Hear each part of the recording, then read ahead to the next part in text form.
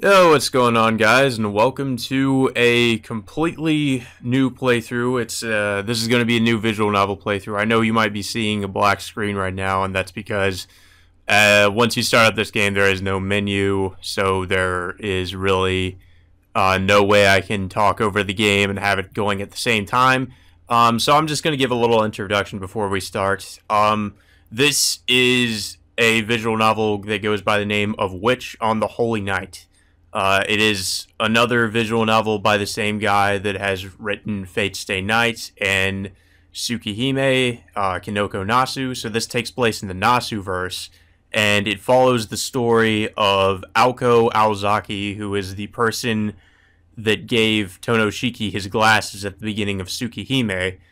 This is basically her story, and it has to do with her character, and it's basically, I don't really know how exactly to describe it. It has to do more with magic and witches and everything, and her being a sorceress.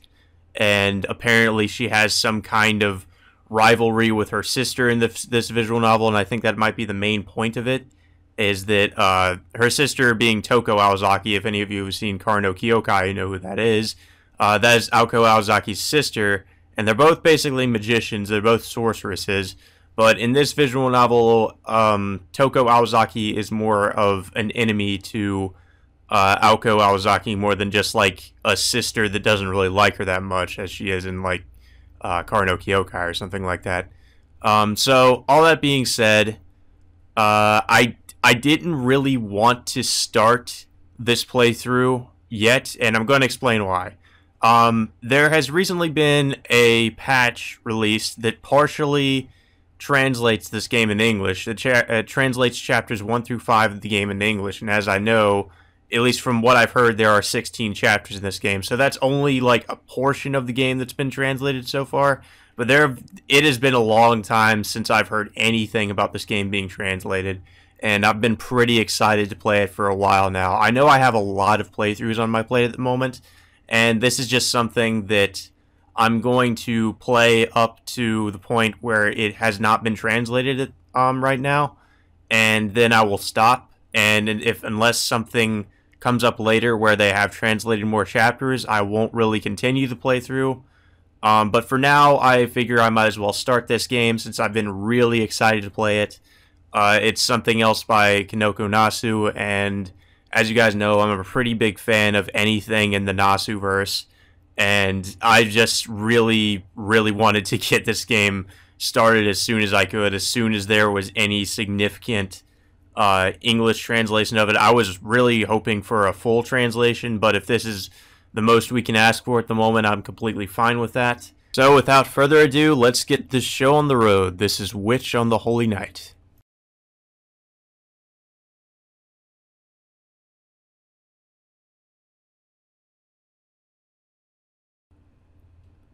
What happened that tranquil winter morning 8 years ago would haunt her forever. It was the first time she touched a life. From what I've seen of gameplay of this game, it has some really good effects, especially for a visual novel. I was really impressed with it. Like shit like this, it looks really weird and abstract. The girl's house was nestled up on a mountainside. Around it, empty wilderness stretched far as the eye could see.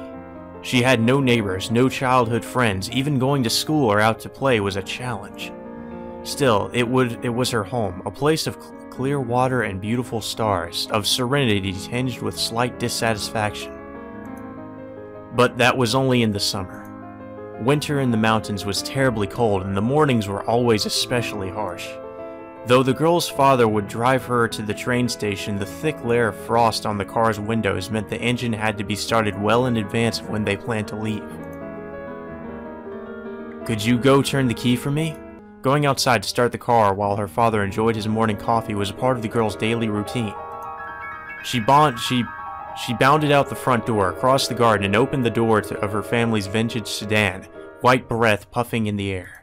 Just like always, she put the key in the ignition and turned it, and just like always, the engine rumbled to life. With that, the girl proudly finished the work she had done countless times before. A high-pitched scream rang through the air, and though it was not in human words, the girl clearly heard a small voice crying out in pain. Several minutes passed.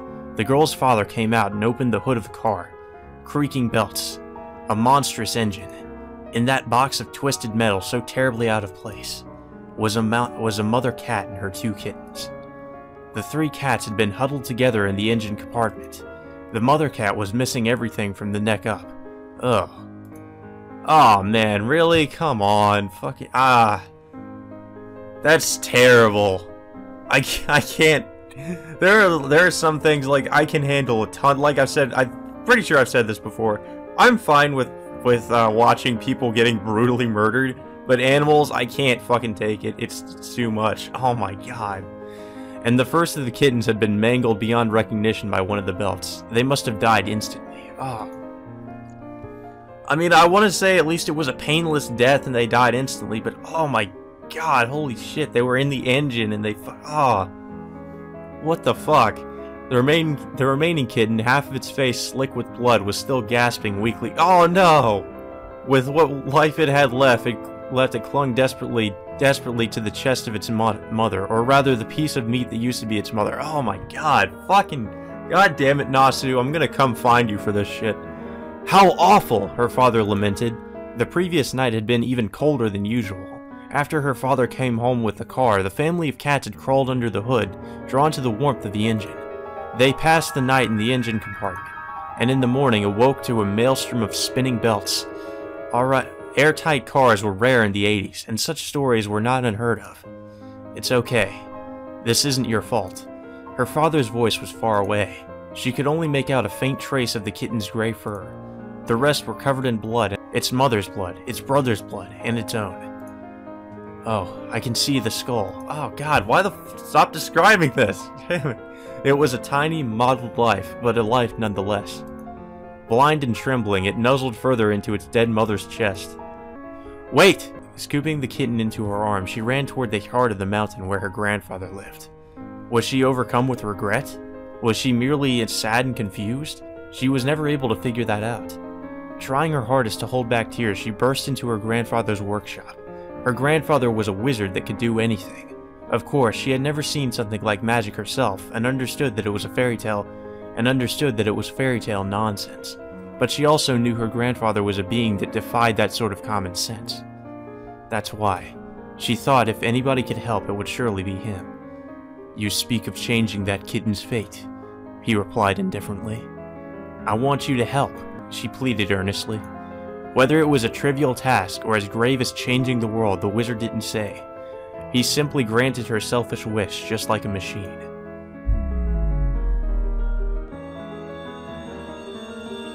I'm already impressed by this art and just all these effects. I've never really seen anything like this in a visual novel, I'll be honest. This must have been pretty high budget. Oh, her grandfather murmured. She finally noticed what she held in her arms was a corpse. What the fuck? The fur had already begun to cool. Oh, okay, I thought she was still talking about the cats. The warmth of life had long since vanished, and finally the tears she had fought back so hard began to spill out. Regret spread through her chest like an endless gray sky. What a waste, to think that in the end, it would revert.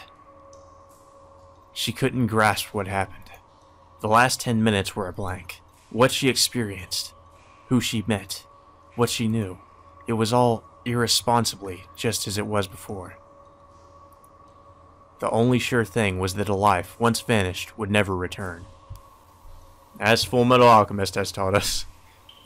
Is somebody there? That day, it was nothing more than the mistake that birthed me. Somehow. It's all full of nostalgic anticipation.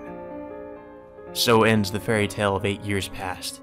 It is a day that will never return no matter what kind of magic is used. And it was the day the girls met for the very first time.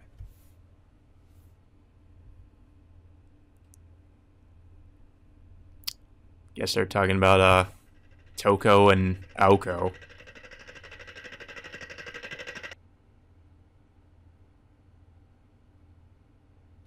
Huh. Alright then. Arrogant, greedy, and only capable of destruction, I am surely a wolf. Without reflecting, without looking back, without noticing anything.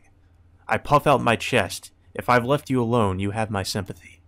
At any rate, I suppose it's my fate to be killed by Little Red Riding Hood. Chapter 1, Abnormal Person.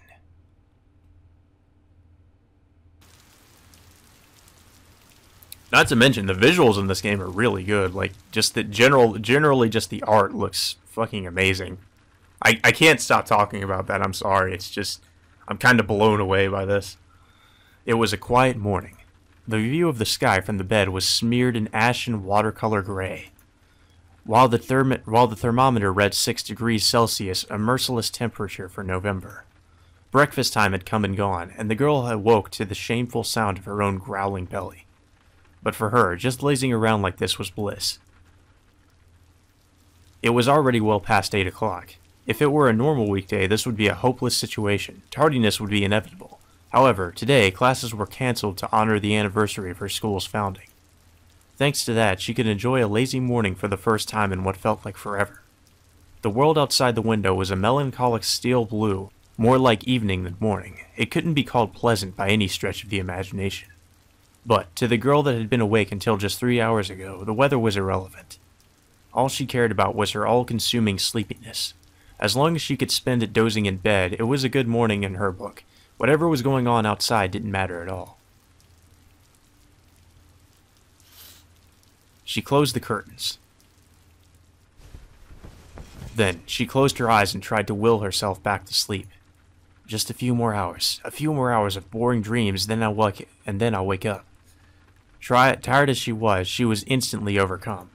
Her mind sank swiftly into oblivion. But her tiny, insignificant wish was mercilessly rejected. Though quiet, a shrill sound lingered in her ears.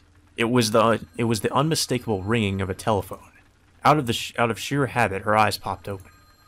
Today of all days, the telephone receiver was installed in the first-floor lobby. Getting to it meant crossing a 10-meter hallway and going down a flight of stairs. To the sleep-deprived girl, that distance was somewhere between far away and across the ocean. The telephone continued its incessant ringing. She knew it would eventually stop if she ignored it, but she didn't have it in her to do that. Maybe Alice will get it? However, the hopes she pinned on her roommate were short-lived. Thinking about it, only her own school was closed today.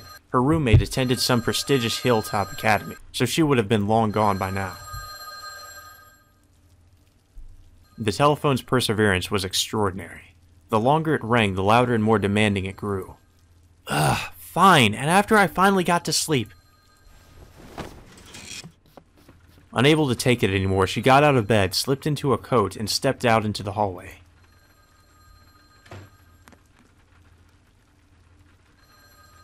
Jeez, so cold. She rubbed her hands together to warm her stiff fingers. Despite its size, there weren't very many heaters in this mansion. As a result, the temperature in the winter was a truly fearsome adversary. That went double for dreary, overcast days like today, where the chill outside was apparent even without a thermometer. The mansion was built on a mountainside and surrounded by deep forests, so winter came sooner than in the city. The mechanical ringing echoed through the long hallway. All the furniture here was impeccably maintained without even a trace of use, exuding a sense of loneliness rather than splendor. Together with the gloomy morning, it almost felt haunted. Well, it really is a haunted house, though. Honestly, this place is way too big for just 2 people. I'm guessing the other character hasn't shown up yet. I forgot his name. I completely forgot what his name was, but there's another person that's going to show up eventually in this. By now, the phone must have rung over 30 times. Either the person on the other end had nothing better to do, or they already knew she was home before they called. She had a sinking feeling that it was the latter. The windows above were drenched in melancholy hues. She sped up her pace, eager to stop the incessant clamor, though her instinct screamed that her happy morning would go up in smoke the second she did. At any rate, this is the start of our tale. Please excuse the lack of romance and adventure. Yep, and just so you guys know, there isn't going to be any romance in this visual novel. There's not going to be any routes either, as most of Nasu's novels are usually, or visual novels are mostly known for. It's simply a matter of statistics, or popular opinion. Beginnings are almost always like this. From some ordinary innocuous event, things are placidly set into motion.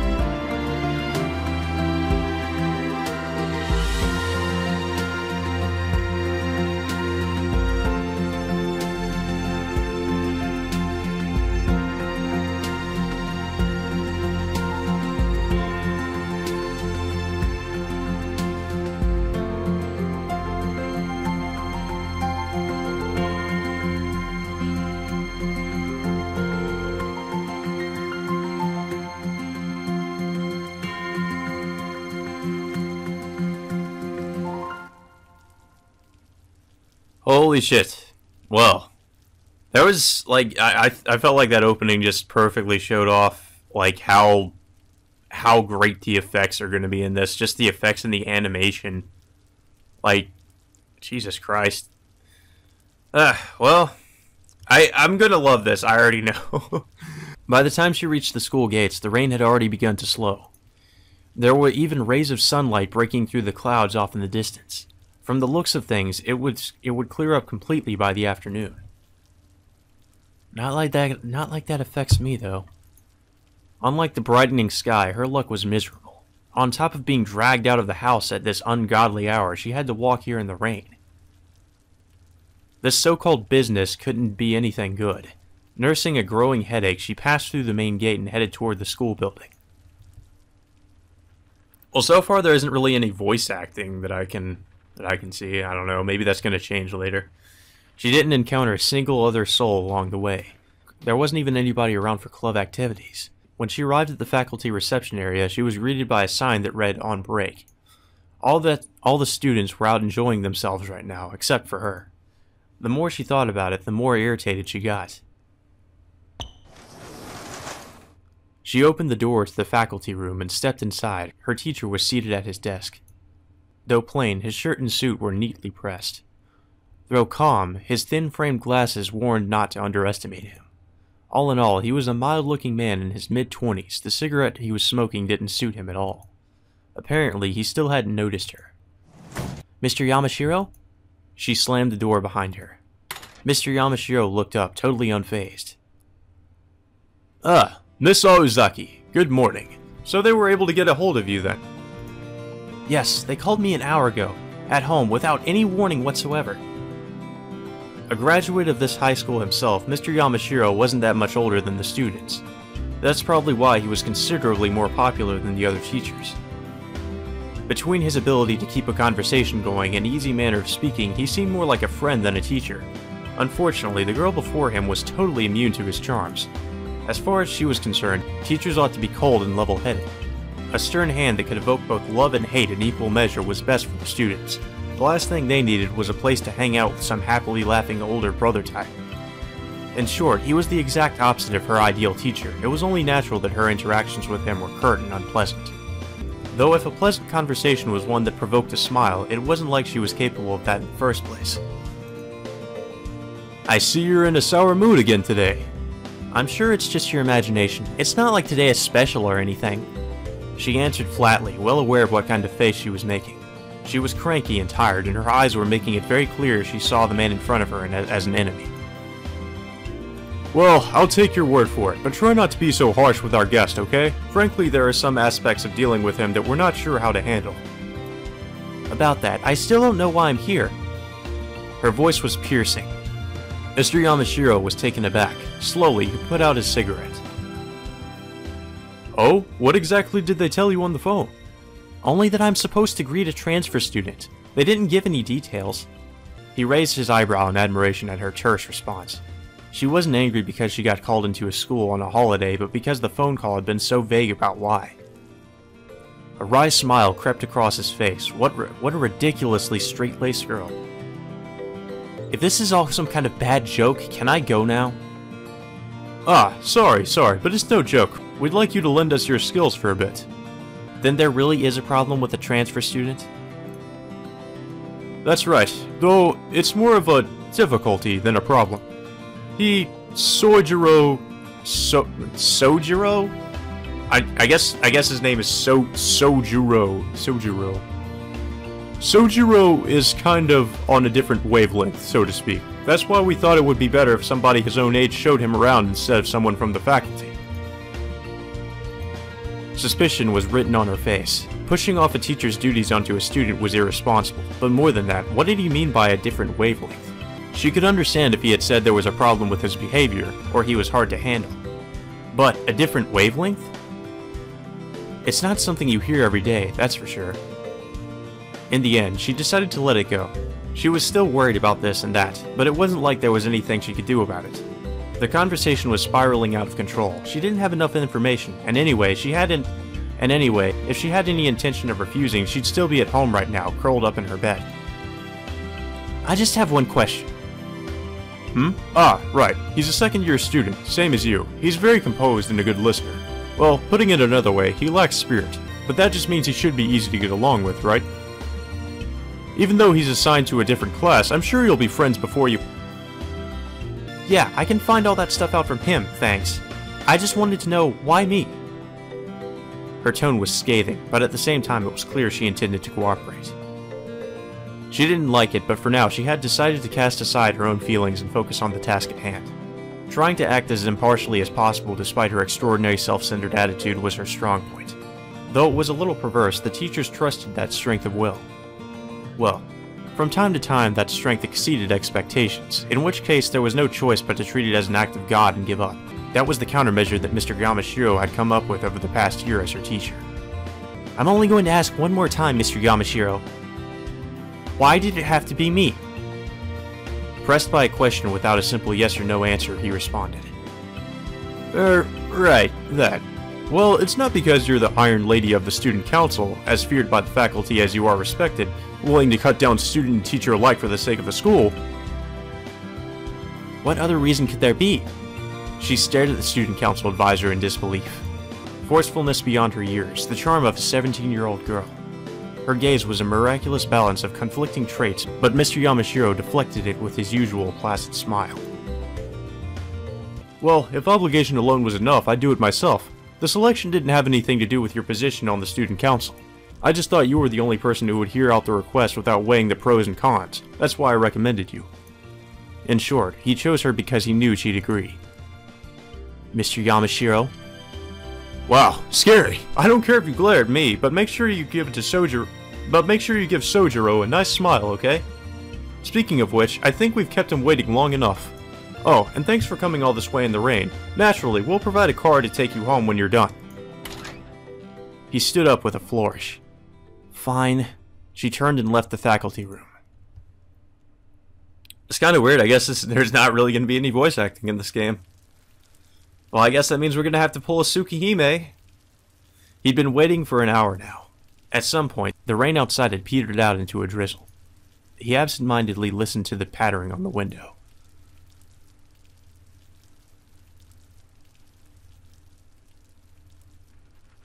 The room was filled with rectangular desks arranged matter-of-factly. Other than himself, it was completely deserted. It had been a long time since he was escorted here and told to wait. Even an honors student would have complained by now, but he steadfastly kept to his post like a scarecrow. His body was chilled to the bone. It was a late November morning on the cusp of winter, and the classroom was only a little warmer than it was outside. Had he not heard the teacher say it was okay to turn on the heat? Had he never seen this type of heater before? Whatever the reason, it wasn't running. Well, I guess we're going to have to be like Shiro, be a magical repairman and try to fix it. Strengthen it. Strengthen the basic structure. He blew on his fingers to warm them up, and gazed blankly at his surroundings. The teacher had called this dreary place a meeting room. To the students of the school, it probably seemed excessively grandiose, but no matter how he looked at it, all he saw was a large, plain room. It was so lifeless he inadvertently found himself thinking of an arid cavern. With nothing better to do, he sat and wondered what they could possibly want to discuss in a cold place like this. Try as he might, he couldn't come up with anything, so he went back to absent-mindedly listening to the rain. It only vaguely resembled the rain in the mountains. But though the sound and smell were stiff and hard, at its core it was the same. Even in a strange world like this, there were things in common with the mountains. Somehow, such a trifling thing made him a little happy. He liked the city in the rain. Certainly, fair weather was more pleasant, but his fondness for the rain had nothing to do with that. When the city was drenched in rain, the smell of the earth grew stronger, and he was reminded of home. At that time, the uneasiness that plagued him ever since he left the mountains lightened, if only for a moment. That said, he soon let out a despondent sigh. He really was pathetic. It already had been 2 weeks since he moved, but he couldn't stop moping whenever he accidentally thought about his hometown. Chiding himself for disrespecting his new life, he decided to give it his all and patiently continue waiting. He turned his attention back to the rain. For him, this was nothing. He took a deep breath and banished all the negative thoughts from his mind. As the saying goes, good things come to those who wait. Whatever other talents he may have had, his tenacity was mind-boggling. Right now, that was the boy's strong point.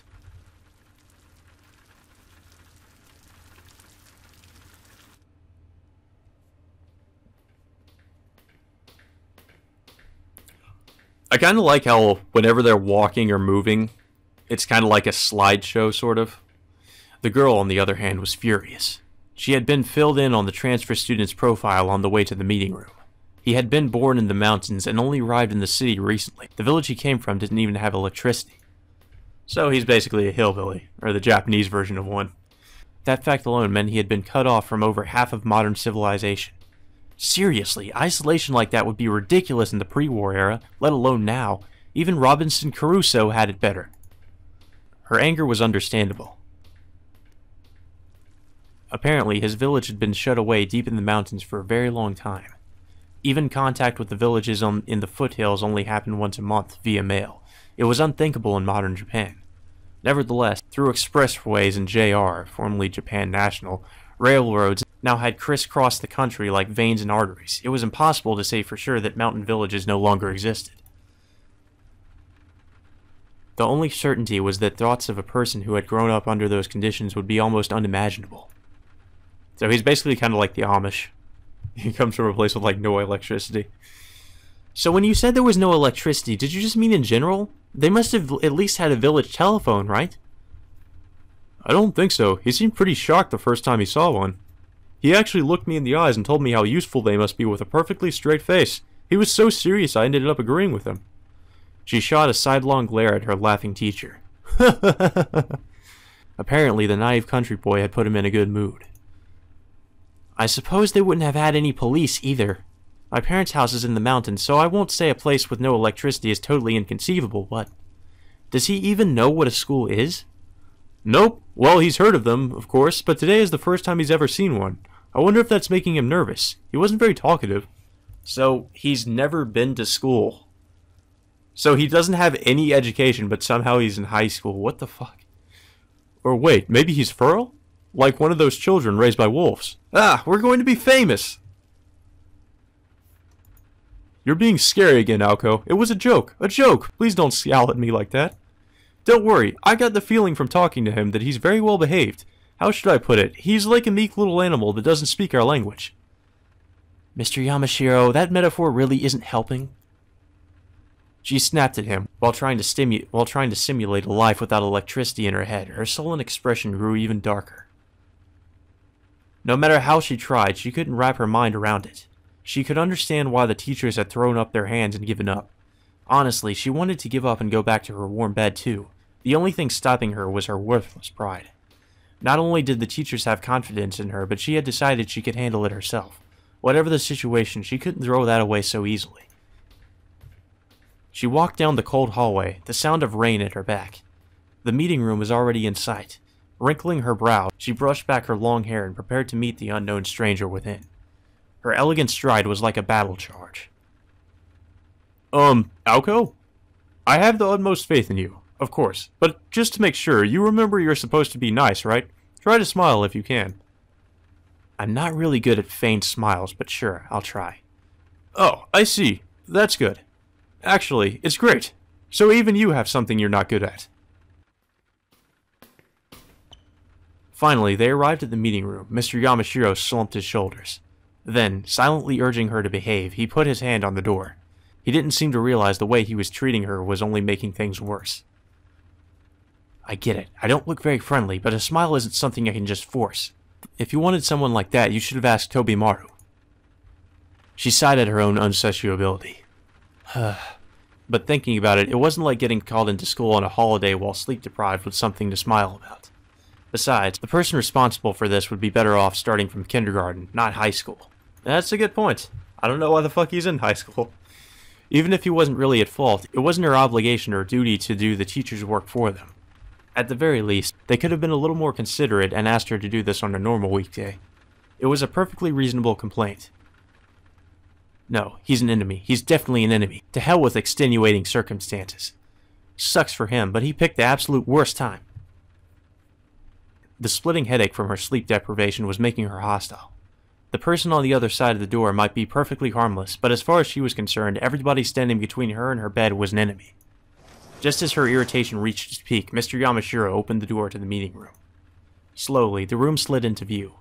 Disregarding the atmosphere, she stormed straight in. And she came face to face with the stranger inside. But before that, let us jump back a bit and rejoin our other player. Do whatever you like. For some people, these words are a precious luxury. For others, they are an unbearable torture. The girl fell into the former category. In fact, if she was left to her own devices like that, she'd probably think it was too good to be true and get suspicious.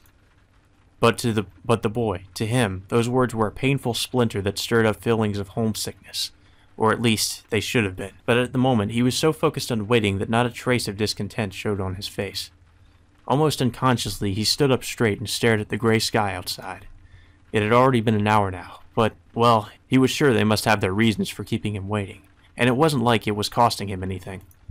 As long as the sound of rain continued, he felt like he could keep waiting forever. It will be 9 o'clock soon, I think. Nevertheless, he was vaguely keeping track of the time as he listened to the rain. The empty schoolhouse was deathly silent. The only noise was the rain pattering on the window. It was a quiet, melancholic sound. But then, he heard the clatter of forceful footsteps approaching. Finally, I thought they had forgotten about me. He could make out 2 sets of footsteps, one light and one heavy. No sooner had he breathed a sigh of relief than the door to the meeting room slid open. "Sorry about the wait." The first person he saw was the man in glasses with the uncomfortable smile. Yamashiro Kazuki. He was the teacher that brought him to this room. Kazuki? I wonder if he has any relation to Kazuki from Fate Stay Night. Probably not. Huh? Mr. Satonaka isn't here? Man, and I told him to keep you company, too. Mr. Yamashiro scratched his head as if to apologize. Then, from behind him,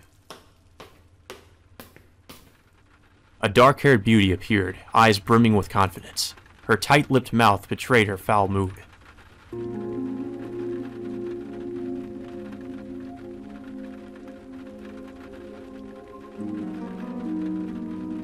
Oh! And she appears like an angel descended from heaven. His breath caught in his throat. The sound of the rain hitting the window vanished from his world. At that moment, for the first time in his life, he knew what it meant for time to stand still.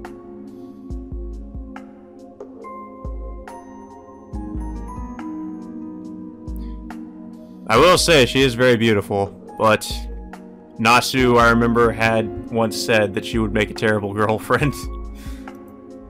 Ever so slightly, she blinked her eyes in surprise. The reason was a mystery. He was the very image of a simple country boy, just as she had expected, yet she was instinctively repulsed.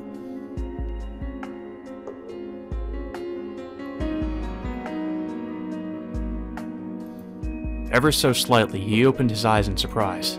The reason was obvious, but as he couldn't put it into words, this too would forever go unanswered.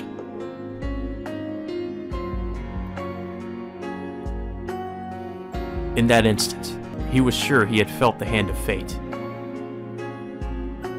Well then, I'll handle the introductions. This is our new transfer student, Shizuki Sojiro. Sojiro, this girl here is Aozaki Aoko. She'll be showing you around.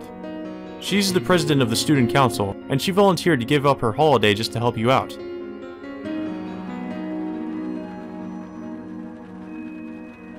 The teacher's voice and the sound of rain were vaguely distant. At any rate, this was how they met. For better or for worse, it was a trivial beginning, like scattering sparks.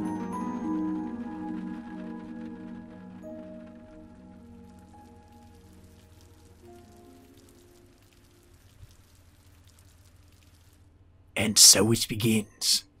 It was a commonly accepted theory among the students that Aozaki Aoko was perpetually in a foul mood. In truth, it was mostly biased. She didn't have the spare time to be irritated every waking hour. She simply had a personality that hated to make excuses, and while it was sometimes subtle and sometimes overt, she always looked like she was angry at something nobody else could see.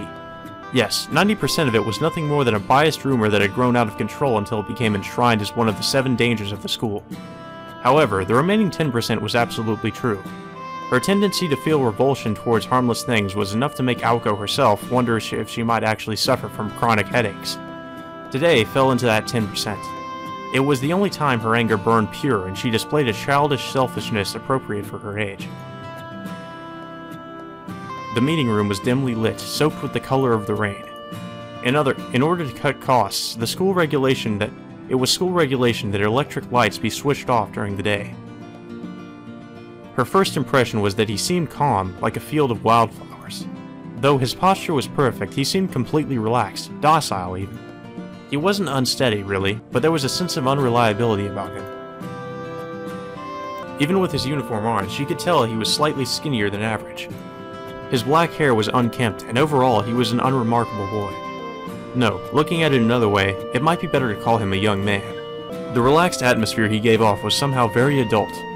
Perhaps that had something to do with her irrational revulsion. He blended in too well with the scenery of the meeting room. Even though he was the outsider, he looked like he belonged here more than she did. She felt an unidentifiable sense of aggravation, like her own inborn right to be here was being questioned, and instinctively raised her guard. Unbelievable. Why am I angry? Not being able to understand something always frustrated her, especially when that something was her own emotions. It didn't hurt, not really, but for a perfectionist like herself, it was a nagging splinter in her mind. Hello, Aoko? Go ahead and greet him.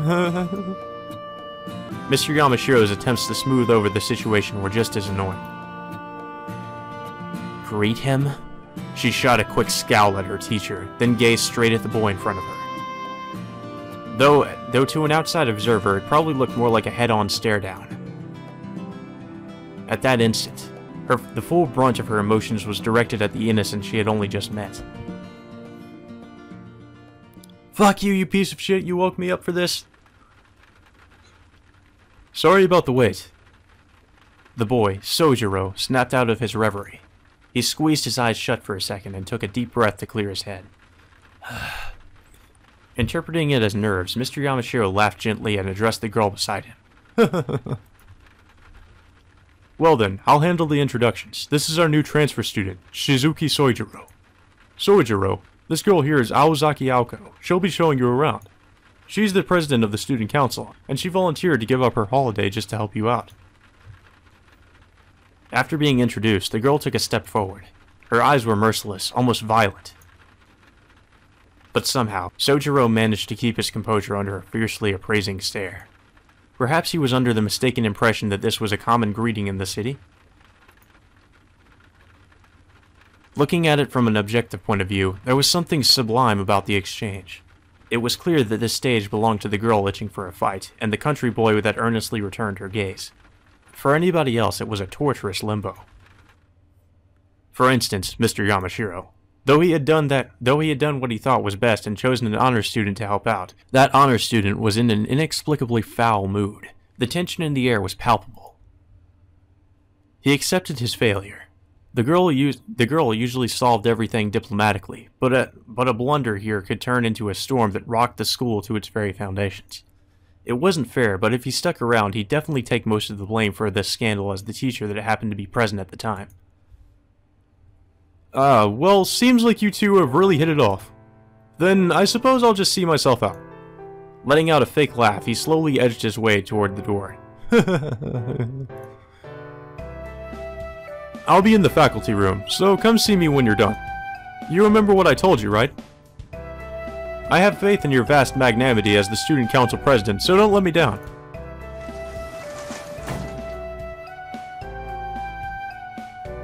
And so, Mr. Yamashiro ran away.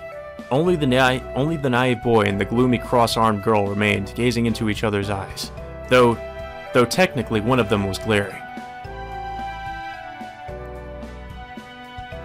A brief silence.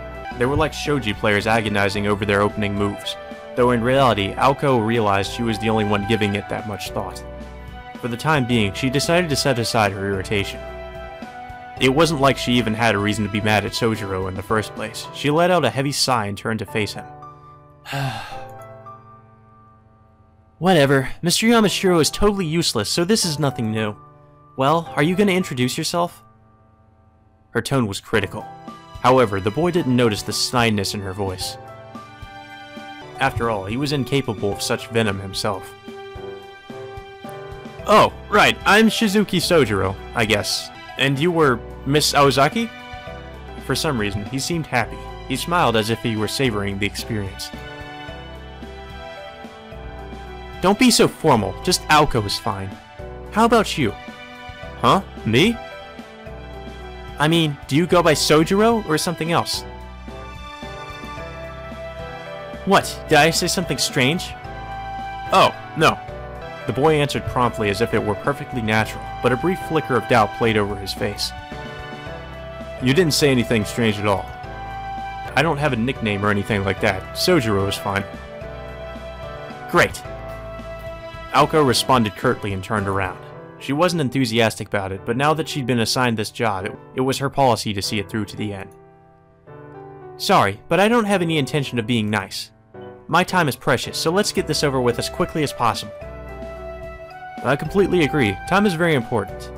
Once again, her fastball whizzed right past his head. It was only human to be overly conscious of being ignored. But despite being a little upset that none of her attacks were landing, she did her best to be professional and ushered him into the hallway. There was no sunlight in the windowless hallway, nor signs of human life. If the meeting room was a natural cavern, then this was an artificial prison. Right now, that suits me just fine. Aoko sighed again. And she seems incredibly different from how she was in Tsukihime.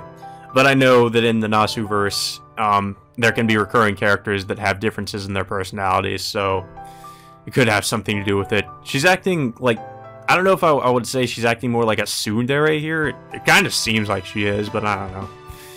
Before we start, did you understand everything Mr. Yamashiro told you? If you're talking about how a school works, then yes.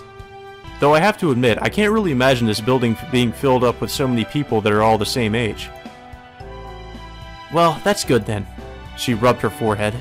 Before he came here, Sojiro had no idea what a school was. At most, he probably only had a vague idea that it was a place where lots of people came to learn. Well, he's pretty much right about that. High school teachers imparted the knowledge and wisdom of various fields to students, and instilled in them both discipline and creativity. But never in her wildest dreams did she think the day would come that they would have to explain the concept of school itself. The basics were important, but that was just ridiculous. Personally, she doubted he would be able to handle high school level classes, but Mr. Yamashiro had said it would be fine. Apparently, he had barely passed the transfer exam. How does that even work? He's never even been to school before, but somehow he's familiar with the subjects. Oh well, not my problem. She sighed inwardly and walked down the hallway. That's right, it wasn't like she had to associate with this walking anachronism after today. She absolutely refused to. Aoko, he addressed her calmly. What? Can I ask you something? Go ahead.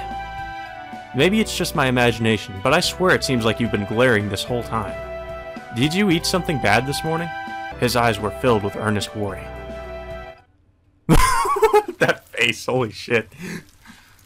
A second hammer smashed down on her head.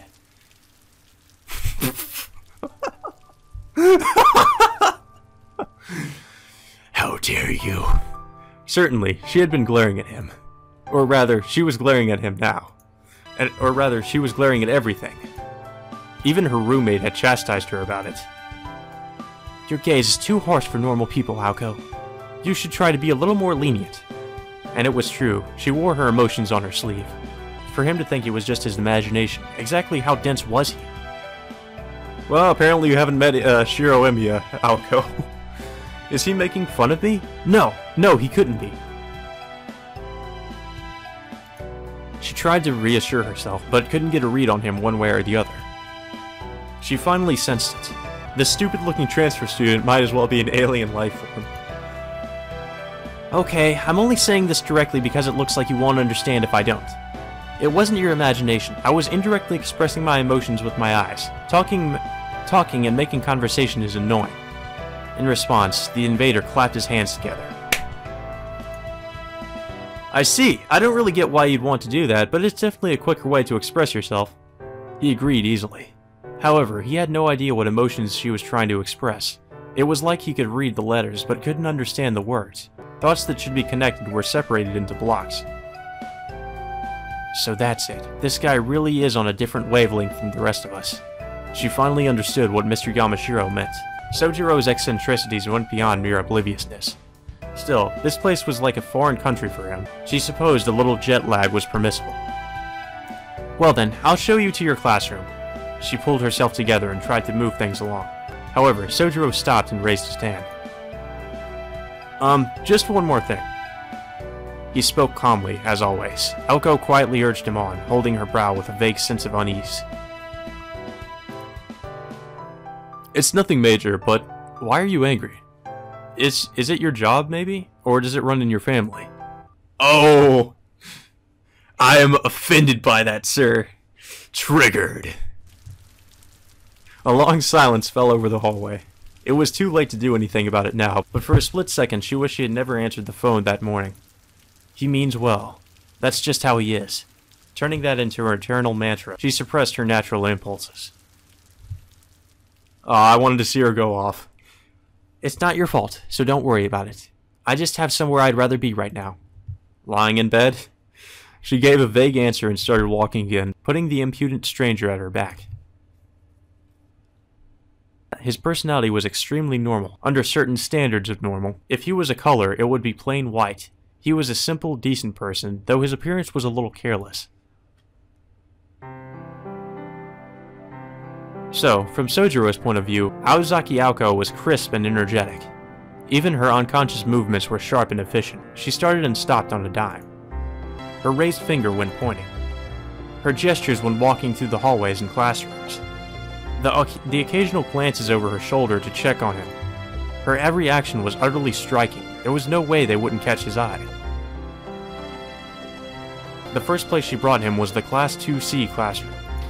It had more of a human touch than the meeting room, but he still couldn't guess what it was used for. After a brief lecture, the tour continued through various specialty classrooms, the gymnasium, the cafeteria, the locker rooms, and the nurse's office. Because he kept requesting explanations at every stop, it was several hours before they finally reached the audiovisual room on the second floor. Several hours? I really hope that's an exaggeration. This is no good. He suddenly stopped walking, a serious look on his face. It'll be 1 o'clock in 20 minutes. Huh? No way, is our school really that big? It hadn't even been 10 o'clock when they started, which meant they'd been walking for almost 3 hours now. Okay, well that's more believable. A simple tour of the school shouldn't take anywhere near that long. That's right, it's because you had to keep asking question after question that it's gotten this late. It's a miracle it isn't dark yet. Aoko cast a sharp glance at Sojiro. She was being sarcastic, knowing full well he wouldn't pick up on it. Huh? But, had his state of mind changed? He was looking down apologetically. What's up with him all of a sudden? He was like a totally different person. Compared to earlier, when his expression wouldn't change no matter what she said, she felt a strange sense of familiarity. And, for some reason, she started getting annoyed again. Because she's constantly annoyed? What's wrong? Don't tell me it's too much for you to remember. No, well, actually it is, but that's not the problem. It doesn't have anything to do with the school, just the fact that it's almost 1 o'clock. He suddenly averted his gaze as if he was worried about something. The weather, maybe? Sadly, the hallway had no windows. Oh? So you've got somewhere to be, do you? I get it. You're saying you're okay barging in and messing up people's plans, only to run off and do whatever you like. I'm surprised. You're nicer than you look. Thanks, but flattery won't help me. Like hell that was flattery! She exploded. Well? Well, what? Well, what's the big hurry? Seeing what she was getting at, he nodded sagely. That's a secret. You better not be keeping secrets, you motherfucker. I will end you. It sounded like a joke, but he was perfectly serious. This guy. Just when I think I'm starting to get used to his tempo, he throws another curveball. In a Herculean effort, she crushed down the fury boiling up inside her and forced a top-quality smile. That doesn't look fake at all. Sojiro? She stepped forward. I told you, it's a secret. He could swear he felt a sudden chill in the air and stepped back. Step, step, step. No matter how far he retreated, she kept getting closer and closer. Although she was smiling, he could see her temples throbbing. Hey, I've got one last question. Are you having fun balking me? He absolutely wasn't, but that strange smile probably wouldn't go away even if he could prove it. Alright, I'll tell you. He raised his arms in surrender. At the same time, she stopped advancing. Her incongruous smile faded. The truth is, I have a part-time job that starts at 1 o'clock. That's against the rules here, right? Well, yeah, but... Oh, that's why you wanted to keep a secret? You idiot! Don't you know you could have just asked for permission? I know. I got permission when I took the transfer exam. Really? Her face brightened. He was better prepared than she thought. But... the thing is, I only got permission for one of them. One? Wait, are you saying you have more? I did cut back by 2. but my living expenses are bad enough, and now I have to pay tuition on top of that. Saying I can only have one job is just unreasonable, right? No, the unreasonable one is definitely you. It wasn't by much, but she revised her opinion of him. The fact that he was handling all of his expenses himself was respectable, but she could empathize with being too busy to play around. Her anger began to fade. Honestly, she was shocked. Never in a million years did she think she'd hear the words part-time job come out of this country boy's mouth. I won't stop you. It's fine. Go. I understand where you're coming from. Will you be okay? She didn't really get what he was trying to say, but she at least understood that he was being considerate. For some reason, that surprised her. He was so dense about other things that she figured he would be insensitive to other people's feelings as well. Don't worry, I'm going to head home now, too. Incidentally, she never had any intention of stopping by the faculty room.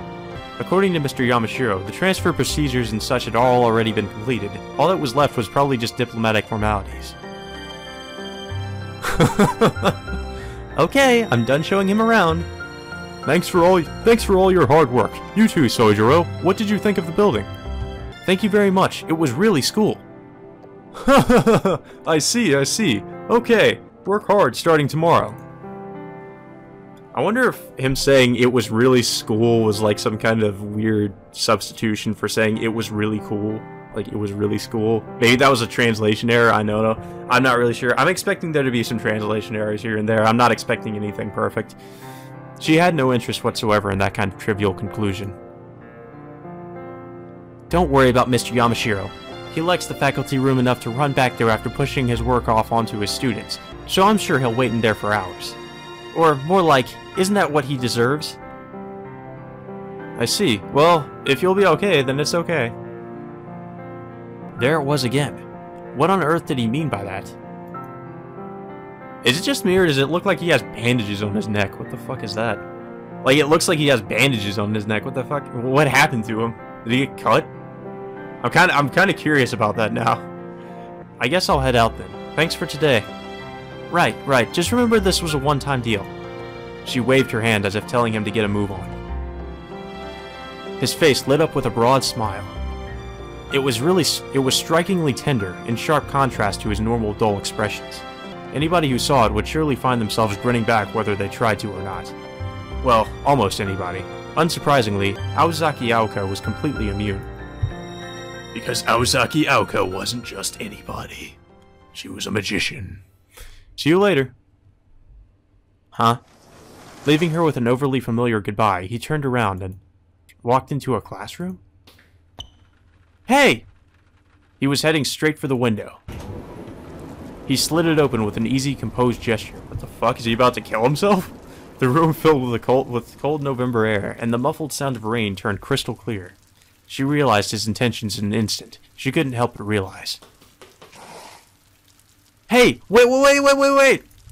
He already had one leg up in the frame. She desperately charged across the room to stop him. What the hell do you think you're doing? What do you mean? I'm going to work. Since when is a window an exit? What floor do you think this is? As soon as she said that, a light bulb popped on over his head. Oh, I almost died. Dropping down from the second floor is too dangerous. The only dangerous thing here is your head. Fortunately, her ill-timed jab went unnoticed. Oh my god, so he wasn't going to... He actually thought that was a door? I think he's actually a little bit retarded. I don't know if you can just, like, say that's him being ignorant. I think that's literally him being retarded. Anyway, people don't go in and out through windows here. I should have told you earlier. I know that. I was just flustered because I'm running late. Thanks, though. I'll be more careful from now on. I think you have to keep a constant eye on him, just to make sure he doesn't accidentally kill himself. Cheerfully, he took his foot down and shut the window. God damn it, he looks so stupid with that expression. His brand new uniform was soaking wet. Whatever. You can go outside however you like, just don't do it in front of me. But setting that aside, are you really going to be coming to school from now on? I am. It's a little scary, but thanks to you, I think I'll be okay. I'm not so sure about that. He said goodbye again, then walked out into the hallway. Hopefully this time he would go down the stairs and leave normally through the entrance. Jeez, I wonder if he'll really be okay. An image of his receding back flashed through her mind. Although she had no intention of spending any more time with him, she felt strangely anxious. Whether it was out of concern or aggravation, she couldn't say. And for that matter, why had she gotten mad at him for no reason in the first place? A mysterious day, a mysterious transfer student, and a mysterious emotion. She tilted her head. In retrospect, it should have been an enjoyable experience, not an irritating one. Oh well, it's not like I'll be seeing him again. Uh-huh. She listened to the quietly echoing rain. The cold, gray sky numbed her sense of time.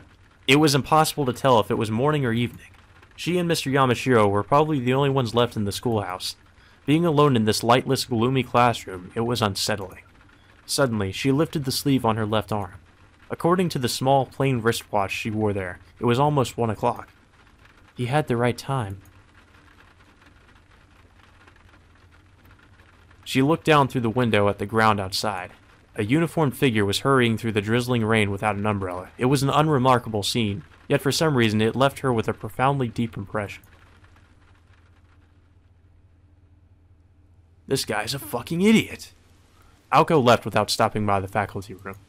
Mr. Yamashiro's offer to send her home in a car had been tempting for sure, but in the end she decided that ruining his day off like he had just ruined hers would be infinitely more satisfying. She quietly approached the school's entrance and opened her bright red umbrella. Just as she had predicted, the rain was already slowing to a drizzle. At this rate, it would stop within the hour, and it would be sunny by the time she got home. Well, I guess it's not too bad. She shrugged her shoulders in resignation. While she didn't particularly like or dislike the rain, she did enjoy walking with her red umbrella. The faculty of Masaki High disapproved of flashy things, so her red umbrella was something of an oddity. At one point, there was a ghost story making the rounds about how it used to be pure white, though apparently it starred Aoko instead of a ghost. Under that fabled umbrella, she set off for Misaki Station. The school she attended was formerly called Misaki High School. As the name suggested, it was located in the town of Misaki. Long ago, Misaki had been mostly farmland and forests, but a period of rapid growth over the last 10 years had caused a sudden and widespread modernization.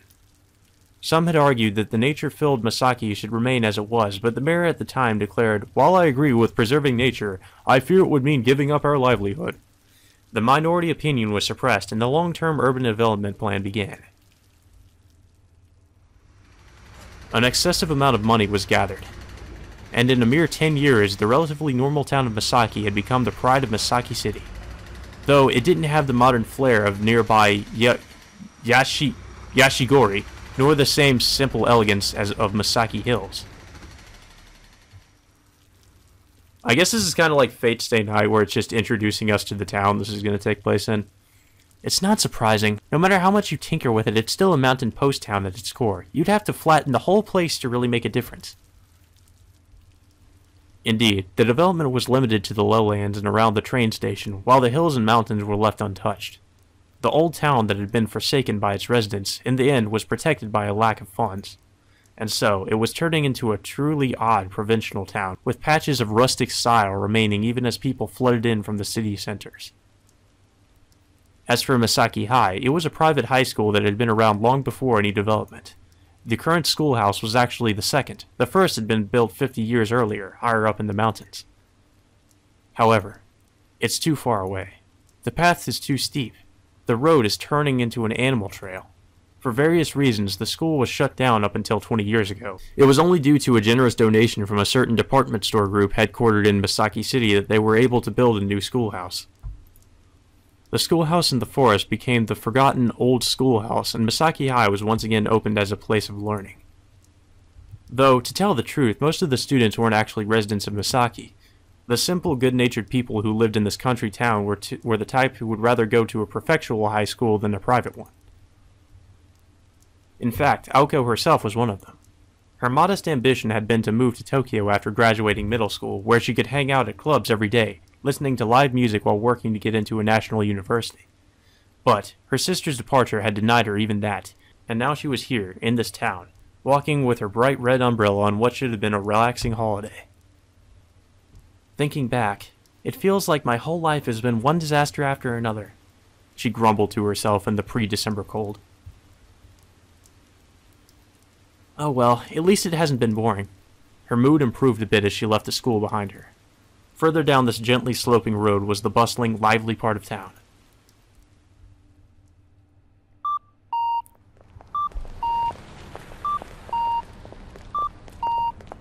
And just not even the effects, like all the sounds that accompany the visuals and everything in this game. It's like it just makes me think a lot of work went into this.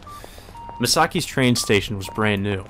What was once little more than a dilapidated factory had been remodeled into a modern facility complete with its own department stores. When it opened, Aoko and her friends had celebrated it as a wonder of modernization, but in time, it too would become an antiquated relic of a bygone era. She didn't have any shopping to do, so she kept walking. Part of her wanted to sit down and rest at a cafe. Anderby! But wasting money here by herself would get her roommate all bent out of shape again, so... Slow motion? What the fuck? She blinked and looked back over her shoulder. Just for an instant, out of the corner of her eye, she could have sworn she saw a suspicious somebody in a red dress.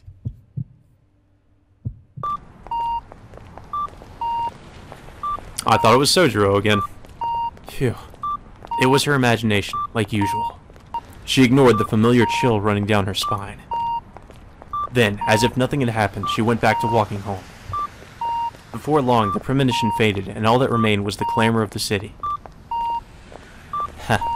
She let out a heavy sigh. Honestly, even if it was just her imagination, that didn't make it any more pleasant. Even the mosquitoes in the summer aren't this bad. A little restraint would be nice, she grumbled under her breath. It's like they say, all things must pass. Complaining about how busy you are doesn't get you anywhere. It was annoying, but mosquitoes came hand in hand with the summer. Bugs were drawn to fruit. She knew that was the right way to look at it.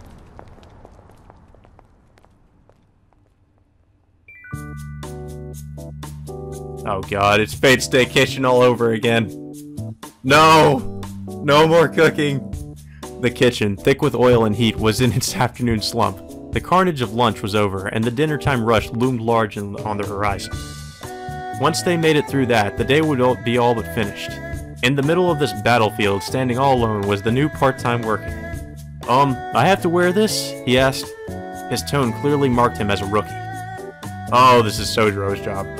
Believe me, I know how you feel, but it's the boss's orders, so just grin and bear it, okay? It's all for the future of the shopping arcades, or so he says. Now, I hate to do this to you, but the rain stopped, so it's time to get going. If you survive, I'll buy you dinner. His garishly orange co-worker clasped his hands together in apology and saddled him with a totally unreasonable task.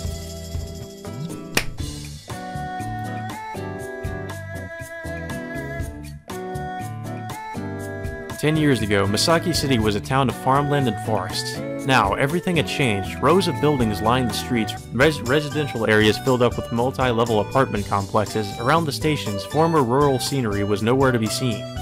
The only exception was Shirui-no-zuka, known as the last bastion of old Misaki.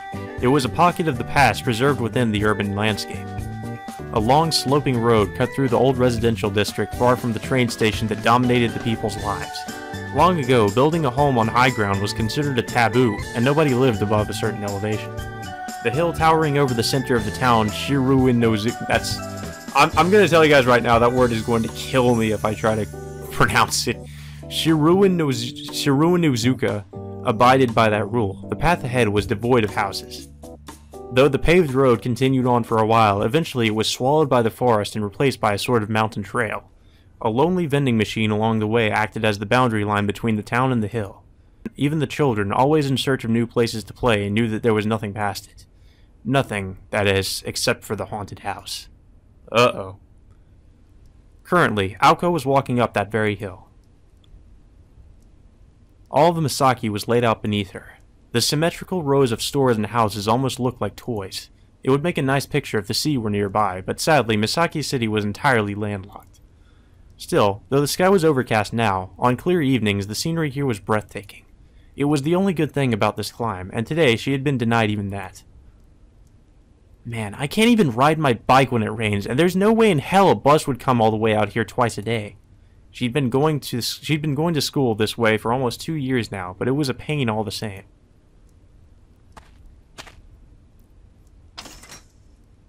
Huh? It's still locked? Which means Alice isn't back yet. With a weary shrug, she placed her hands on the old iron fence. And somehow you opened it.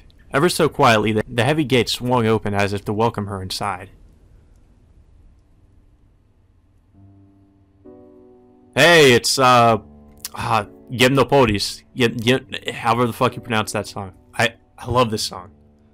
There's a haunted house high up on the hill. It's probably the only classical song I actually really like, just because it's so soothing and relaxing. It was a story passed down in Misaki for many, many years, and with the modernization of the town, new rumors had begun to swirl. For example, they say even though the dilapidated house crumbled to dust ages ago, lights can still be seen burning in the darkness at night. For example, they say untold hordes of crowds gather on the hilltop only to mysteriously vanish. For example, they say on days when the fog is thick, children who wander off into the woods will be spirited away, never to be seen again. For example, they say in the dead of night, a mysterious sound that can only be described as shrieking can be heard as far away as the residential district. Aoko found that one particularly embarrassing. Finally, sometimes an unbelievably ritzy car could be seen driving up and down the long, winding road.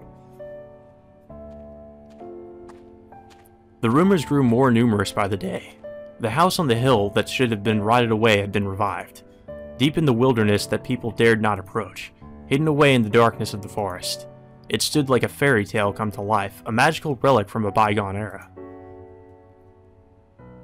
Yeah, it looks pretty... I mean, you need to do something about those trees. It looks like they're just, like, covering the house. The Koonji Mansion. Everybody in Misaki knew about the witch's house on the hill. It was a genuine haunted house where Aozaki Aoko was currently boarding for reasons unknown. Hopefully they'll explain why. Needless to say, the haunted house was what everybody called it. It was a Western-style mansion with a long and storied history brought over from England under certain circumstances. It was too small to be a dorm, but too large to be a home. The main building alone could fit 3 normal residences, and it was surrounded by a courtyard. Around the perimeter of the courtyard towered an iron fence covered in thorny vines. In addition, there was a detached secondary building on the grounds. With all that, it was no wonder things ended up getting embellished. To the residents of the town, there must have been something eerie about the conspicuously luxurious mansion built on a hilltop. Dealing with malicious slander, misconceptions, and discord was the price of being famous. On top of that, since there was only 2 people living there, they couldn't complain if they were treated like vampires. Tsukihime references? Maybe?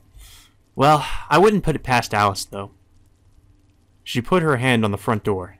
It was a stately double door that would pair well with a nice brass lock, and yet there was nothing so boorish as a keyhole. Pushing it open with one hand, Aoko entered the so-called haunted house. By the way, vampires aside, it actually wasn't unheard of for ghosts to appear here, depending on the circumstances. Well, that's great.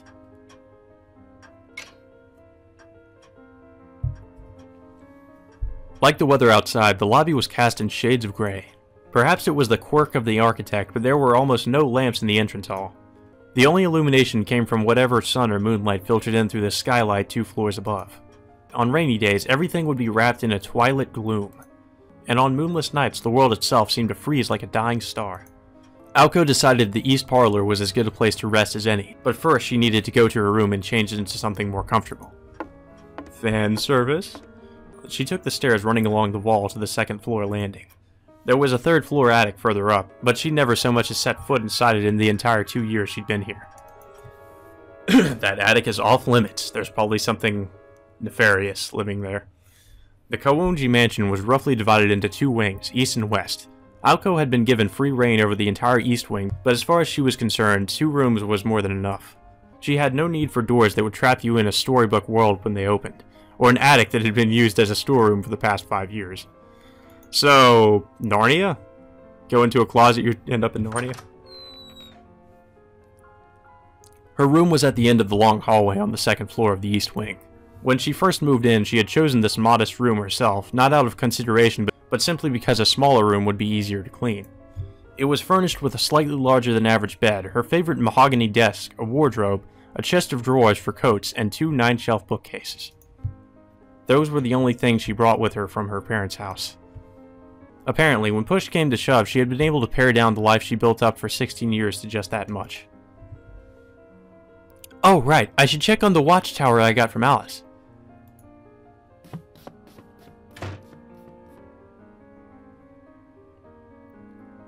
She needed to confirm the results of the project that had kept her up all night. Record player? The sturdy next door was proof of the life that she had been living for almost a year now, totally different from the one she had before. It was not a room for the sake of who she was, but who she would become. A solitary world that no one but her could enter. Or at least, it should have been, but... Whoa, it didn't just break, it vanished without a trace! I guess I'm not ready to make my own adjustments yet. Yeah, laugh it up, Robin. The trespasser that had been making itself at home in her study fluttered off. The fuck? Like a bird? I know that bird is like one of the it's like the icon for this game, so maybe that bluebird is going to be important. Though she wasn't particularly talented, she tried her best and didn't fear failure. It was a freewheeling attitude that could almost be mistaken for optimism.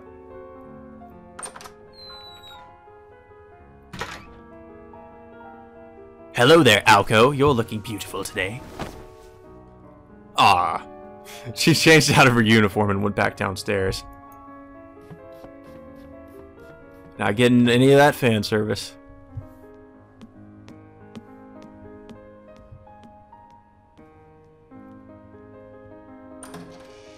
The door to the eastern wall of the lobby opened into a deep, dark hallway. Of course, the lack of windows meant it was pitch black with the lights off. She flipped the switch and entered the first door on the right.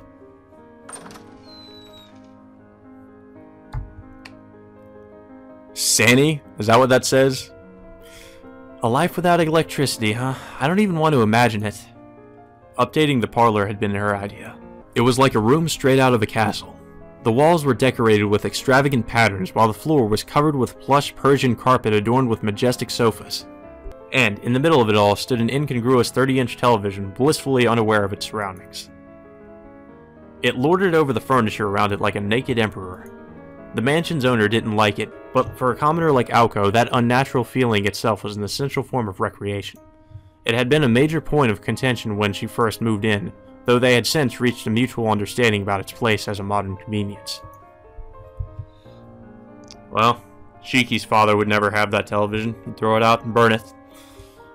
Honestly, it was the pot calling the kettle black. I come from a pretty old-fashioned house myself. Feeling strangely happy, she decided to make herself something hot to sip on. She set some water to boil in the kitchen next door, prepared the teapot and kettle, and, once everything was ready, brewed up a steaming pot of black tea.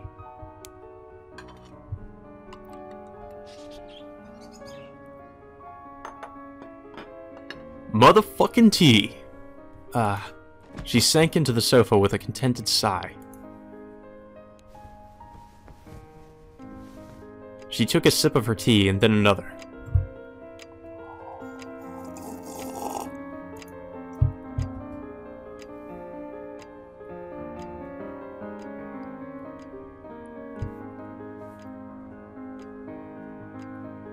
And these effects are just breathtaking, to say the very least. Holy shit. The art and everything, I'm just loving this so far. If you guys are curious about my opinion on this game. Just so you know, this is going to be completely blind. I have not played this before. I'm pretty sure I established that when I started this video. But, this is all completely new to me. Her mind, lulled by the gentle ticking of the clock, drifted towards thoughts of how she should spend the afternoon. A third sip. The plush sofa almost seemed to draw her in, and she sank deeper into its comforting embrace. Aoko's eyes fluttered open, and she pushed herself up in the cushion. Oh, new character. It wasn't a dream or a delusion. At some point, a girl had sat down across from her, and she hadn't even noticed. More or less unfazed, she reached out and felt her teacup. It was already ice cold. Did I fall asleep? She asked the girl across the table. Yes, the girl answered without looking up. I'm guessing for this girl I'm going to give her like some kind of a dignified voice, since she's probably like this really rich, aristocratic girl. If she stayed silent, she might be mistaken for a beautiful doll. She was sitting on the sofa reading an old book. Her limbs were slender, and her alabaster skin looked as if she had never known the touch of the sun. Not a trace of human intention could be felt in her melancholic air. She had silky raven hair, darker than Aoko's, and her icy eyes were focused deliberately downward. Her black clothes, resembling a nun's habit, were the uniform of her school. If you asked Aoko, the gloom suited her well, almost too well. She was like a painting. There was a sense of unreality about her, as if she had always been exactly as she was. The delicate whiteness of her neck was enough to enrapture even Aoko, who was the same gender. This was the other resident of the haunted house. Her name was Koonji Alice, and she was 17. How long was I out? At least an hour. You'll catch a cold if you sleep in here. Alice answered indifferently, but that was just how she was. Aoko paid it no mind. She looked at the clock on the wall and saw it was already 7 o'clock. She had been asleep for over 2 hours. Thinking back, it had been a rough day. As sleep-deprived as she was, it was no surprise she'd ended up passing out on the sofa. Why didn't you wake me up? The tea I made got cold. It was already cold when I got here. Obviously, I'm just venting. Aoko finished off the rest of her cold tea in a single gulp. In the poorly heated Koonji mansion, that was enough to clear her head of cobwebs and wake her up. Even Fortnum and Mason isn't good cold.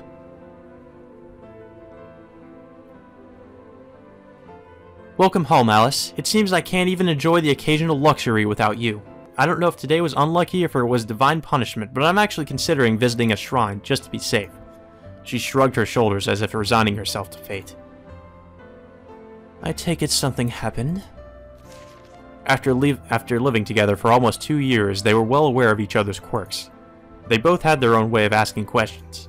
Alice probed Aoko for information without looking up from her book, and in response, Aoko bluntly reported the situation. First, I should apologize. That project I spent all night finishing was a total bust. I only took my eyes off it for a little bit, but I guess it boiled over and broke.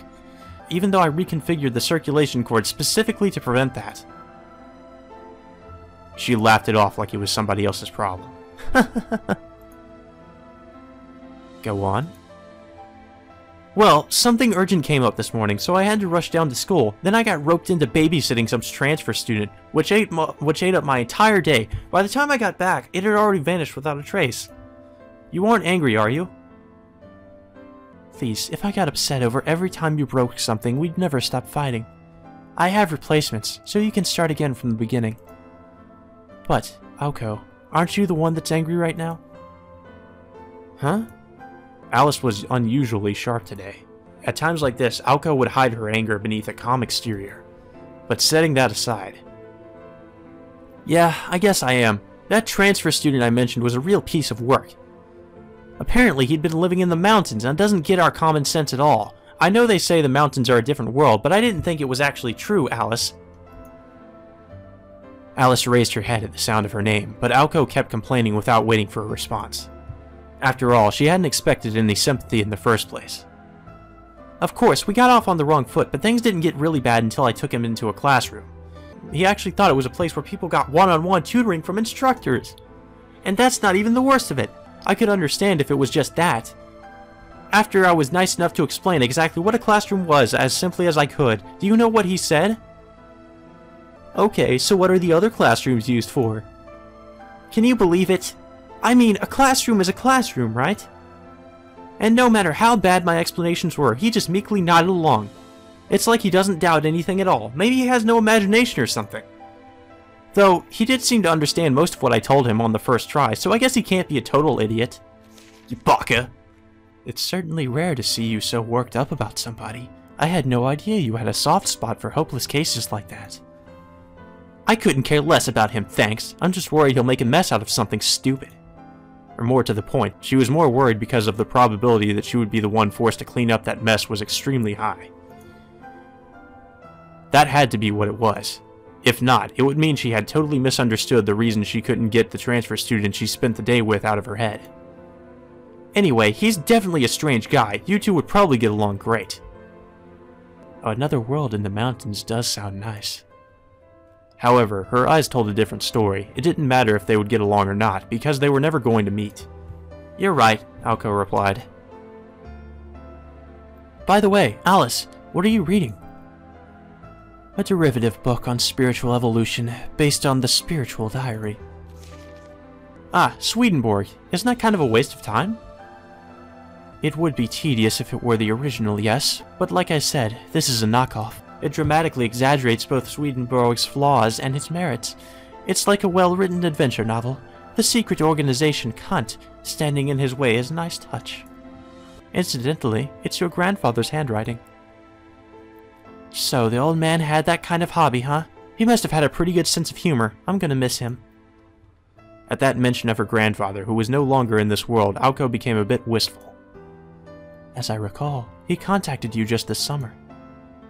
Can it? As far as I'm concerned, he's dead, okay?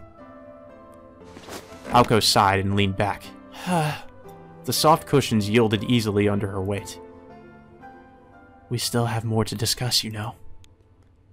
Alice cast a quick glance at the sprawled-out Alko. Her body, buried in the sofa, was motionless as a corpse. It was clear she had lost interest in talking. Alko could almost feel Alice silently criticizing her. When she thought about that, the events of the day gradually began to seem less important. If she had just ignored Alice's wordless censure, the conversation would end here. Eventually, they would both get up and go to bed, leaving things unresolved for another day. But Aozaki Alko was not that kind of person. Fine, what is it? She addressed Alice without sitting up. Your failure today is disappointing. I told you I'm sorry. I'll put school on the back burner for a while, okay? At least until I'm independent. If you say so. Alice's cold voice made Alko want to gnash her teeth. She knew perfectly well what Alice wanted to say. She understood better than anybody. There was a gap between the face she put forward at school and the one she showed at home. Though it could be called hiding in plain sight, Alice always said it was a half-hearted way of doing things. In short, with that heavy silence, she's telling me to hurry up and make my decision. Today's failure wasn't really a big deal, in the grand scheme of things. The careful balance between her home and school lives had simply and completely by chance shifted towards one at the expense of the other. Nevertheless, it was a clear sign of her naivete. This is something I have to decide for myself. Alice has no right to interfere. She'd only known for sure for the last year and a half. However, the premonition had haunted her for as long as she could remember. Once I've chosen, that day will surely come. It was no wonder her morals and conscience had been almost entirely worn away. Okay, Alko suddenly pushed herself up. You win, Alice. Let's do it this week. Is that fine? If you think you'll be fine, then it's fine. Alko bristled and shook her head. She felt like she had heard something similar earlier that day. It seemed she wasn't safe from that country boy, even in her own home. Then I'll leave the preliminary arrangements to you. Something like that is still beyond my abilities. Shall we use the park? Yeah, that works. Oh, but what about the other thing? Isn't that more urgent? I have it under control. If there are any changes in the forest, I'll let you know. Their business concluded. Alice took her book off her lap and went back to reading. They'd discussed everything that needed discussing. Now, they were just normal, more or less friendly roommates.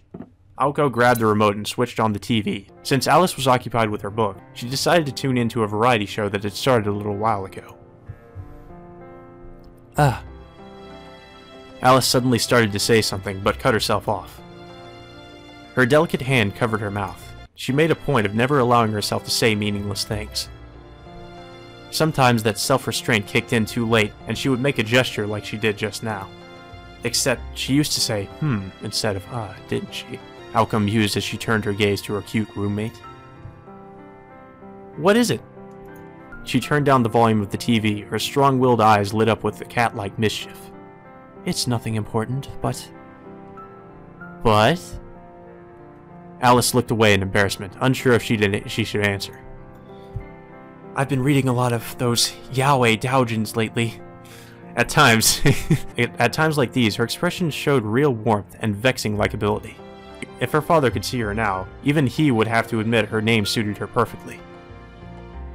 I saw something strange on the way home today and thought it would be nice to tell somebody, that's all. Alko nodded her on. Really, it's not that interesting. It's just that there's something I can't understand no matter how much I think about it. Alko, do you know why a cat the size of a person would be running around town making meal deliveries? A cat the size of a person? What? For an instant, Alko thought this was another one of Alice's bad attempts at telling a joke. It was a perfectly natural response, but even if she didn't understand Alice's sense of humor at all, this was more fantastic than what she usually came up with, and she seemed seriously worried. She was probably talking about something she had really seen. There are a couple things off with that story. Why don't we break it down point by point? By all means. I thought it might be some kind of scam myself, but I couldn't fathom what the point could possibly be, so I decided to ask you about it. Could it really be as simple as somebody dressing up in a finely crafted catsuit to deliver food for local restaurants? Well, this is Japan, so that is very likely the case. I'd be more worried about what kind of person would actually do something like that personally. Oh, it's probably Sojiro. I'll bet it's Sojiro. Alice nodded along with Aoko's words, almost imperceptibly. But different strokes for different folks, I guess. If there are people like us, and people who live shut away in the mountains, who knows what other kinds of weirdos are out there. If it were me, I would have just asked them what they were doing directly. At that, Alice averted her eyes just a bit. A delivery cat roaming through the darkening residential district, huh? Throw in the glow of the setting sun and it sounds like something out of a fantasy story. Anyway, what should we do for dinner tonight? Since we're already talking about it, how about delivery? It's not delivery, it's DiGiorno. Alko was beaming. She loved delivery. There was no set dinner schedule in this mansion. Instead, they had adopted an ad hoc system where, if one of them actually felt inclined to cook, they would make sure to cook enough for two.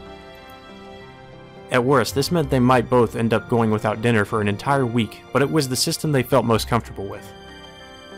It wasn't clear if they found the time and effort of cooking troublesome, or if they simply enjoyed the act of ordering delivery itself. At any rate, nights like tonight weren't rare at all, and the restaurants of Misaki had grown wary of orders coming from this mansion. Dealing with them meant coming out to the top of this huge hill at odd hours of the night, so it's no wonder they weren't very popular. It's not 8 o'clock yet, so we still have time. I'm kind of in the mood for kangetsu. I haven't had their tsukimi soba in a while. Alko shuffled through the various delivery menus laid out on the table with relish, looking for anything that caught her eye. Then, without sparing so much as a glance, Alice casually interjected. Sorry, but I've already eaten. You motherfucker. With those simple words, Alko's body froze. All the delivered places had a minimum order of 2 items. Without Alice's cooperation, dinner was off the table.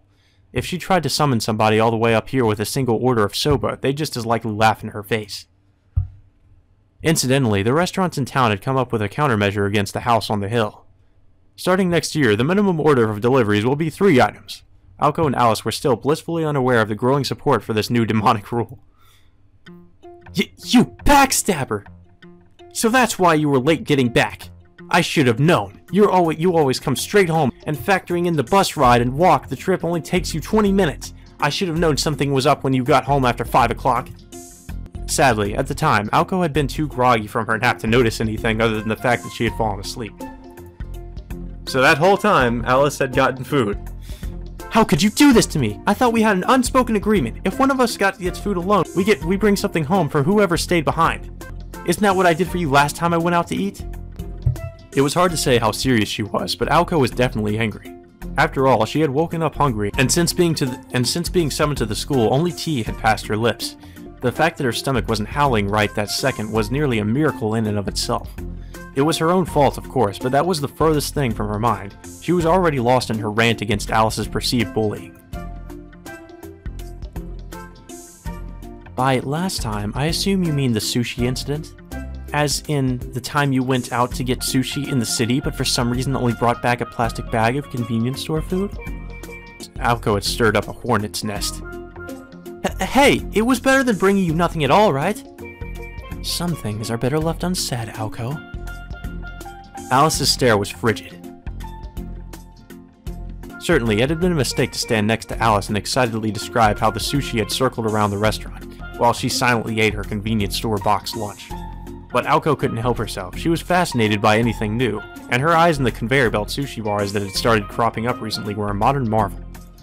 Even honesty can be a sin, depending on the situation. I get it. Then I take it we're even now? Alice went back to her book without denying it. The fact that she didn't confirm it either was a little scary. Well, today was a disaster. I guess I'll go scrounge something up in the kitchen. She announced her intentions to nobody in particular. Oh, I almost forgot. Where did you eat dinner, Alice? Alice's page-turning hand had frozen midair. Suddenly, she shut the book that she had been reading this whole time and stood up. She briskly walked across the parlor, book in hand. Arriving at the door, she paused and turned back toward Aoko. Do you really want to know? Well, just a little. Shocked by her forcefulness, Aoko shrank back. Alice continued nonchalantly. I got a leftover meal from that cat. She answered tersely and left the parlor.